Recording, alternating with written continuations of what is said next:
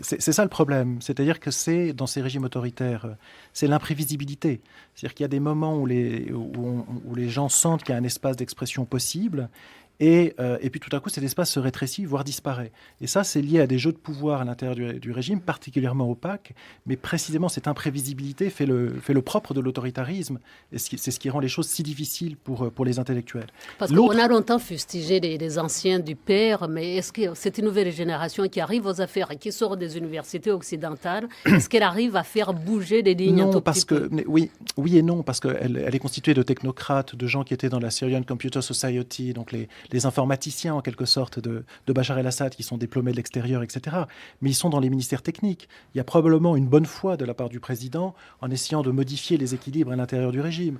Il y a aussi les piliers connus, les piliers sécuritaires.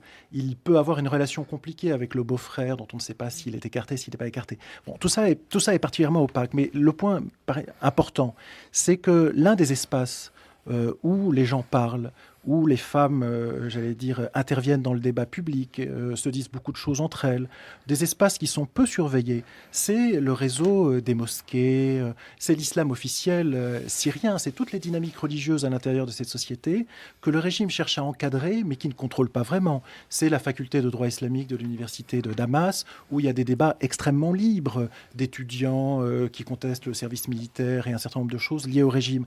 Et ça, c'est le problème de l'autoritarisme. C'est-à-dire que fermer l'espace à des intellectuels séculiers qui sont sur ce plan philosophique proche du régime, au moins sur le plan philosophique, c'est ouvrir l'espace à des gens qui ne contestent pas le régime, mais qui le voient à travers une perspective religieuse. Et ça, c'est la révolution souterraine qui se produit en Syrie depuis 10 ou 15 ans et qui inquiète certains intellectuels proches du régime. L'un d'eux m'a dit qu'il faudrait reséculariser la société. Donc, ils sont conscients que la société leur échappe.